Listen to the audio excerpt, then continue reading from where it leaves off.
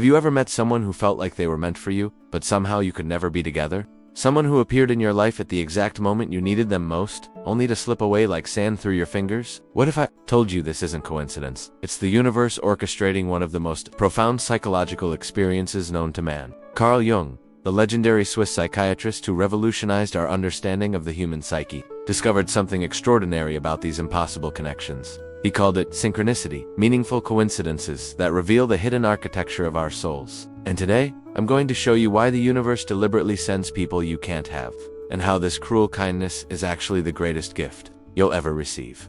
If you're ready to understand the deeper meaning behind your most painful connections, hit that subscribe button and ring the notification bell, because what you're about to discover will change how you see every relationship in your life. Picture this. You're living your ordinary life when suddenly, someone appears. Maybe it's a chance encounter at a coffee shop, a brief conversation with a stranger, or someone who's already taken but makes your heart skip a beat. There's an immediate recognition, not just attraction, but something deeper. It's as if your soul knows this person, even though your mind has never met them. Jung would say this person is your anima or animus, the feminine aspect in men, the masculine aspect in women. They represent everything you're missing within yourself, projected onto another human being.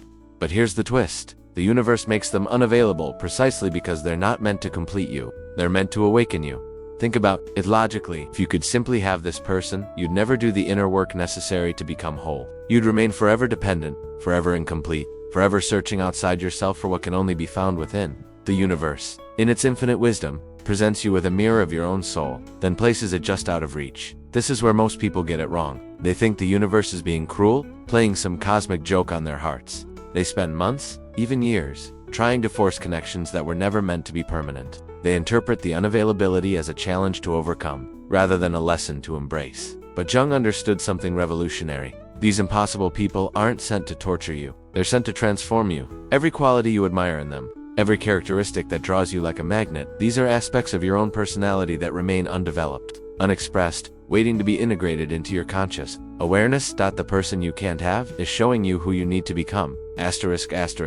Let's dive deeper into the psychological mechanics of why we're drawn to the unavailable. Jung's analytical psychology reveals that attraction isn't random. It's your unconscious mind recognizing qualities you need to develop within yourself.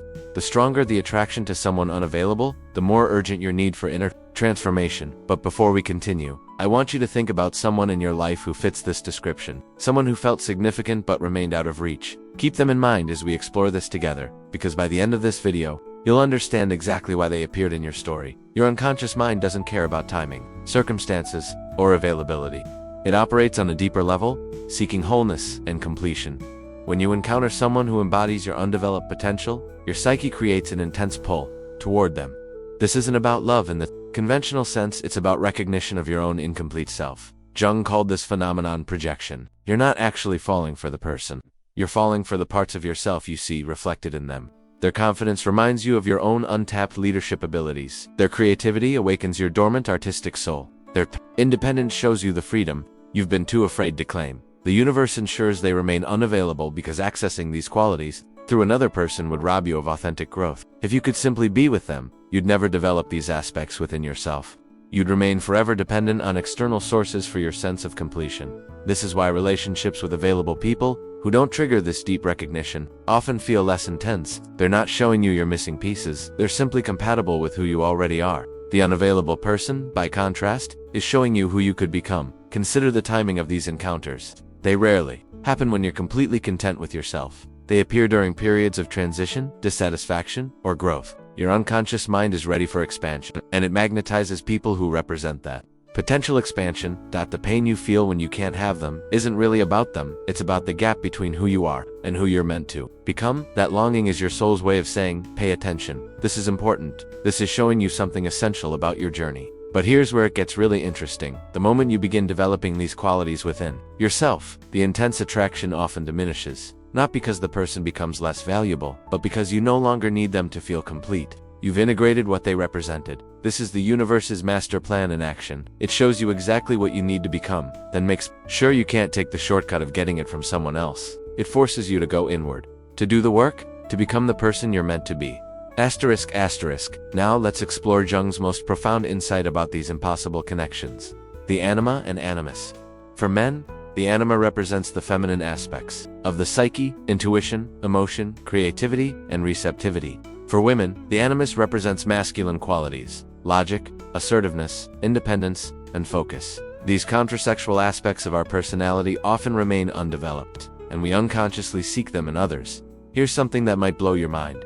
Every person you've ever been intensely attracted to was actually showing you a part of yourself you needed to develop. Think about that for a moment. Let it sink in. When a man encounters a woman who embodies his undeveloped anima, the attraction is electric. She might be deeply intuitive when he's overly rational, emotionally expressive when he's suppressed his feelings, or creatively free when he's trapped in rigid thinking. She represents everything he's not allowing himself to be. Similarly, when a woman meets a man who embodies her undeveloped animus, she feels an immediate pull. He might be confidently decisive when she struggles with choices, boldly independent when she's too dependent on others, or intellectually sharp when she's not trusting her own mind. The universe makes these people unavailable because having them would prevent the essential work of anima, animus integration. If you could simply be with them, you'd never develop these qualities within yourself. You'd remain psychologically incomplete, forever seeking outside yourself what belongs inside. Jung observed that this projection is strongest in the first half of life. When we're focused on external achievements and relationships, we haven't yet learned to look inward for completion. The unavailable person serves as a catalyst, forcing us to confront our own undeveloped potential. But here's the paradox. The more you develop these qualities within yourself, the less you need to find them in others. A man who integrates his anima becomes more intuitive, emotionally available, and creative. A woman who integrates her animus becomes more confident, independent, and decisive. They become whole unto themselves. This is why Jung emphasized that the goal isn't to find your other half, it's to become whole. The person you can't have is showing you exactly what wholeness looks like for you. They're a mirror reflecting your own potential back to you. Think about the qualities that most attract you to unavailable people. Are they confident when you're insecure? Passionate when you're repressed? Free when you're constrained? These aren't coincidences. They're your unconscious mind, showing you the direction of your growth. The intensity of the attraction correlates directly with the importance of developing these qualities. The more you need to integrate a particular aspect of yourself, the more powerfully you'll be drawn to someone who embodies it. This is your psyche's way of ensuring you pay attention to what matters most for your evolution. Jung's concept of synchronicity, meaningful coincidences that reveal deeper patterns, is crucial to understanding why these impossible connections appear exactly when they do. These aren't random encounters.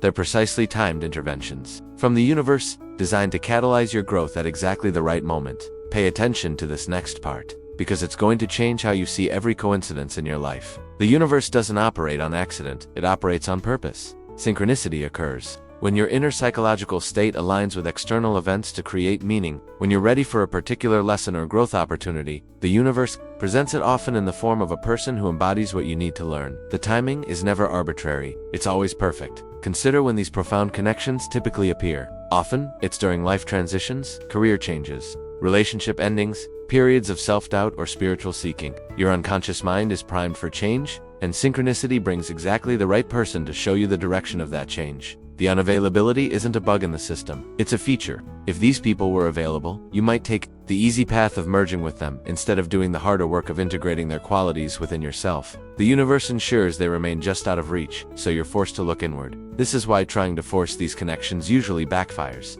When you push against the unavailability, you're fighting the very mechanism designed to help you grow. The universe is saying, look inside, not outside.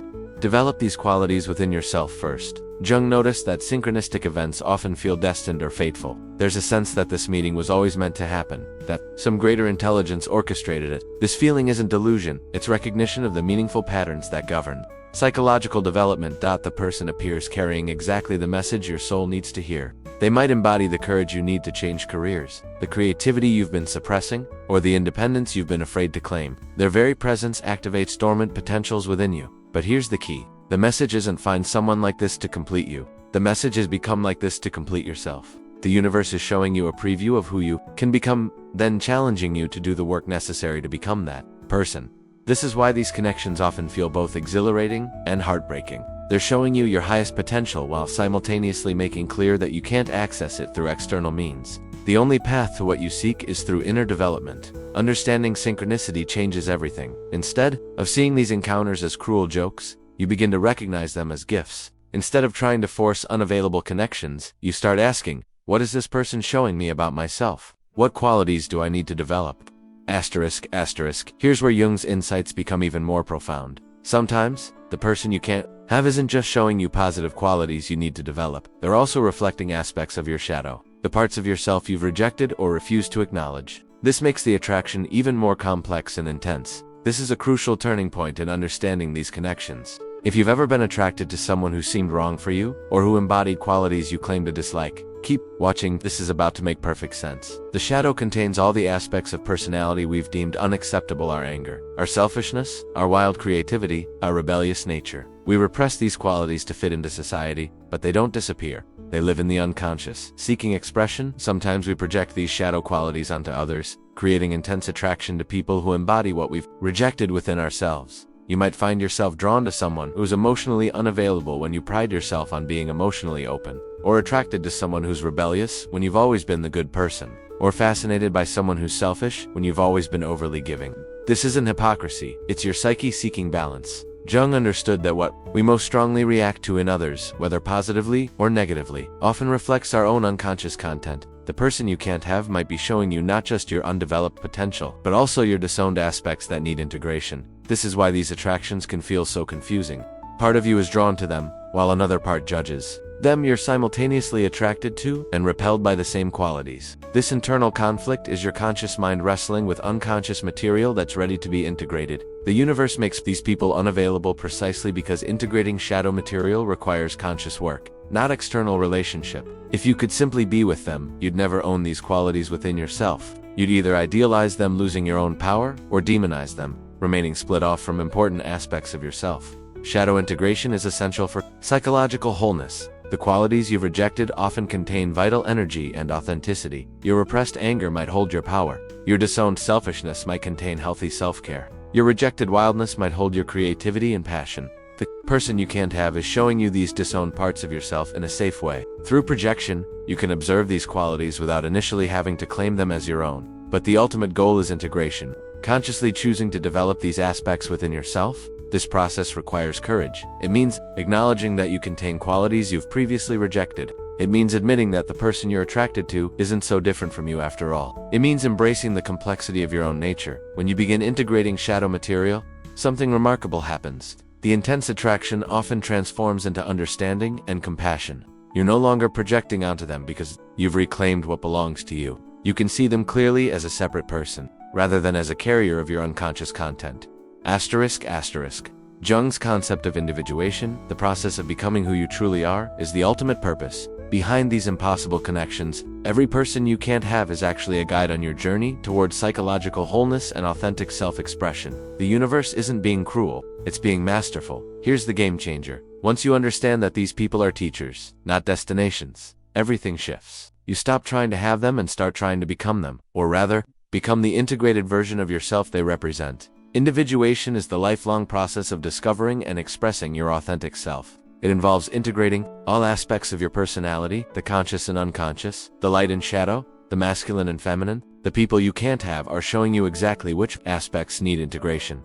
This process typically intensifies during midlife, when external achievements no longer satisfy and you're called to deeper self-discovery. Jung called this the midlife crisis. But it's actually a spiritual awakening, a call to become who you truly are beneath all the roles and expectations. The unavailable person represents qualities your authentic self needs to embody. They're not your missing piece. They're your awakening call. They're showing you aspects of yourself that have been dormant, waiting for the right moment to emerge into consciousness. Individuation requires you to stop looking outside yourself for completion. It demands that you take responsibility for your own psychological development.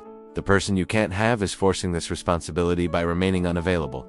They're essentially saying, I can't give you what you seek. You must find it within yourself. This is why these connections often feel so significant and transformative. They're not just romantic attractions, they're invitations to evolve. They mark crucial points in your individuation journey, showing you the next level of growth that's available to you. The pain of not having them is actually the pain of not yet being them, not yet having integrated what they represent. It's the discomfort of recognizing your own potential while still being identified with your current limitations. This pain is productive. It motivates the inner work necessary for growth. Jung observed that individuation often requires us to disappoint others' expectations of us. The qualities shown to you by unavailable people might threaten your current identity or challenge how others see you. Developing your anima might make you appear too sensitive as a man. Integrating your animus might make you seem too aggressive as a woman. But authenticity requires this courage. You can't become who you truly are while still trying to be who everyone else wants you to be. The universe sends unavailable people to show you qualities that might be socially challenging but are essential for your wholeness. As you progress in individuation, you become less dependent on external validation and more connected to your inner truth. You stop needing others to complete you because you're actively completing yourself. This doesn't make you selfish. It makes you genuinely available for authentic relationship. Beyond psychology, these impossible connections serve a profound spiritual purpose. They're not just showing you undeveloped aspects of personality, they're awakening you to your soul's deepest calling. The person you can't have is often a spiritual catalyst, designed to break open your heart and expand your consciousness. This is where the mystery deepens. These connections aren't just about personal growth, they're about spiritual evolution. They're preparing you for something greater than you can currently imagine. In many spiritual traditions, the experience of divine love often begins with human love that transcends the physical realm. The person you can't have might be initiating you into a higher form of love, one that doesn't depend on possession or control, but on recognition of the sacred in another being. This is why these connections often feel otherworldly. There's a sense that you've known this person forever, that you're connected beyond the physical realm. Jung would say you're recognizing archetypal patterns, universal templates of human experience that transcend individual identity. The Unavailable forces you to love without possessing, to appreciate without controlling, to connect without merging. This is spiritual love, love that recognizes the other as a complete being in their own right, not as a means to your own completion. These connections often awaken dormant spiritual capacities. You might find yourself more intuitive, more sensitive to energy, more aware of synchronicities. The person isn't just showing you psychological qualities to develop, they're awakening your spiritual senses.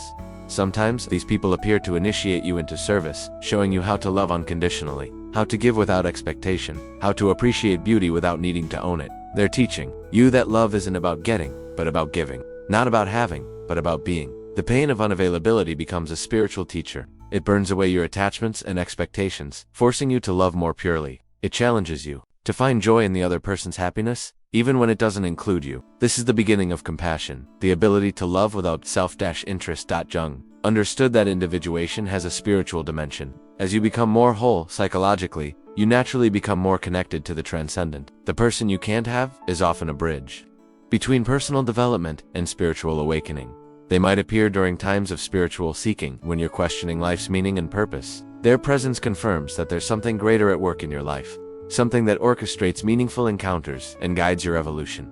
This spiritual dimension explains why these connections often feel destined or sacred. You're not just meeting another person. You're encountering a messenger from the universe, carrying information about your spiritual path. The message isn't "be with me," but "become who you truly are." As you integrate this spiritual understanding, the nature of the connection transforms. You begin to feel gratitude for their presence in your life, regardless of whether you can be together. You recognize them as a sacred teacher, and yourself as a student in the school of love. Now, we reach the heart of the matter. The actual transformation process that occurs when you understand these connections correctly. Instead of trying to get the person, you begin the work of becoming what they represent. This is where the real magic happens, where pain transforms into power and longing becomes liberation. Here's where everything changes. Pay close attention to this process, because it's the difference between suffering over someone you can't have and transforming because of someone you can't have. The first stage is recognition. You begin to see that your attraction isn't really about the other person, it's about qualities they embody that you need to develop. This shift in perspective is crucial. You stop seeing them as your missing piece and start seeing them as your growth edge. Next comes the work of integration. You identify the specific qualities that attract you most strongly. Are they confident when you're insecure? Creative when you're blocked? Independent when you're codependent? Free when you're constrained? These become your development goals. But integration isn't just about adopting new behaviors, it's about fundamental identity shift. You're not just adding qualities to who you are, you're discovering who you've always been beneath the layers of conditioning and fear. The person you can't have is showing you your authentic self. This process requires you to challenge your current identity. If you've always been the safe person, developing your wild side feels threatening. If you've always been the giver, learning to receive feels selfish. The qualities you need to develop often contradict your current self-image. Jung called this the transcendent function, the ability to hold opposites in creative tension until a new synthesis emerges. You're not abandoning who you are, you're expanding it. You're not becoming someone else, you're becoming more completely yourself. The transformation is often uncomfortable. Old patterns resist change, and others might react negatively to your growth. The person who's always been accommodating might face criticism for setting boundaries. The person who's always been rational might be judged for expressing emotions. But authenticity requires this courage. You can't become whole while still trying to fit into the box of who you used to be. The universe sends unavailable people to show you qualities that might be challenging to develop, but are essential for your evolution. As you integrate these qualities, something remarkable happens. The intense attraction to unavailable people often diminishes, not because you've given up on love, but because you no longer need external sources to feel complete. You've found within yourself what you were seeking in others. This is the ultimate purpose of these connections, not to torture you with what you can't have, but to liberate you from needing anyone else to feel whole. They're not your missing piece. They're your awakening call. They're not your destination. They're your departure point into authentic selfhood. The person you couldn't have becomes a catalyst for becoming the person you were meant to be. Their unavailability, which once felt like punishment, reveals itself as the greatest gift, the push you needed to discover your own completeness. Asterisk. As you progress through this transformation, you begin to experience something revolutionary. The integration of all these developed qualities into a coherent, authentic self. The person you couldn't have has served their purpose. They've shown you who you truly are, beneath all the limitations and conditioning. This is the moment of truth. When you truly integrate what these people have shown you, you don't just become more attractive to others, you become attracted to yourself. You become the person you were always meant to be. Integration means these qualities are no longer foreign to you. The confidence they showed you becomes your natural state. The creativity they embodied flows through you effortlessly. The independence they demonstrated becomes your authentic expression. You're not trying to be like them anymore. You're being yourself completely. This wholeness transforms how you approach relationships. You're no longer seeking someone to complete you because you've learned to complete yourself. You're not looking for your other half because you've discovered you're already whole. This doesn't make you less loving. It makes you more genuinely available for love. When you're whole, you attract people who are also whole. The desperate seeking for unavailable people diminishes because you're no longer desperate. You're not trying to fill a void within yourself through external relationships. You're genuinely content with your own company. This is Jung's ultimate vision, the integrated individual who has consciously developed all aspects of their personality. Such a person is naturally attractive because they embody completeness. They're not needy or clingy because they don't need others to feel okay about themselves. The irony is beautiful. The moment you no longer need someone else to complete you, you become truly available for authentic partnership. You can love without possessing, appreciate without controlling, connect without losing yourself. This is mature love, love between two whole people. But integration doesn't mean perfection. It means conscious relationship with all aspects of yourself. You're aware of your shadow, your anima or animus, your various complexes and patterns. You're not trying to be perfect, you're trying to be authentic. This awareness makes you more compassionate toward others. You understand that everyone is on their own journey of individuation. The person who couldn't be with you was simply at a different stage of development. You can appreciate their role in your growth without needing to possess them. You also become more discerning about relationships. You can tell the difference between genuine compatibility and projection. You're not attracted to people simply because they carry your unconscious content. You're attracted to people who are also doing their own inner work. This maturity often leads to deeper, more satisfying relationships. When you're not trying to get something from others, you can genuinely give. When you're not trying to be completed by others, you can truly connect. When you're not trying to be saved by others, you can authentically love. The person you couldn't have taught you the most important lesson of all: you are already complete. You don't need anyone else to be whole. You don't need external validation to be worthy. You don't need a relationship to be happy. You are enough, exactly as you are. Asterisk.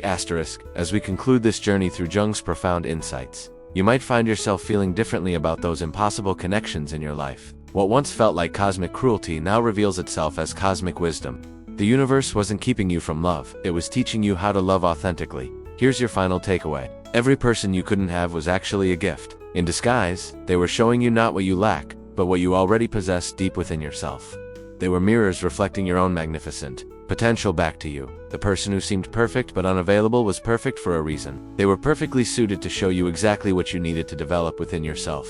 Their unavailability wasn't a mistake. It was a masterpiece of cosmic timing designed to force you inward. When you are ready for that journey, think about how you've grown through these experiences. Even the painful ones have taught you something essential about yourself. The longing has made you more compassionate. The disappointment has made you more resilient. The searching has made you more self-aware. Jung would say that these people are part of your individuation constellation, the cast of characters that appear throughout your life to guide your development. Some are available and become partners. Others are unavailable and become teachers. Both are essential for your growth. The unavailable ones might actually be the greater gifts because they force you to do the inner work. Available partners might allow you to remain unconscious, to project onto them, to avoid the challenging work of self-development. The unavailable ones give you no choice but to grow. This understanding transforms how you see your entire relationship. History, every attraction, every heartbreak, every impossible connection was serving your evolution. You weren't being punished, you were being prepared. You weren't being rejected. You were being redirected toward your authentic self.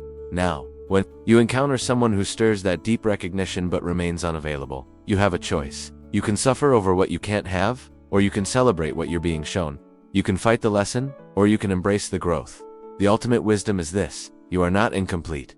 You never were. The person you couldn't have wasn't your missing piece. They were your awakening call. They were the universe's way of saying, you are more than you know. You are capable of more than you imagine. You are already everything you seek.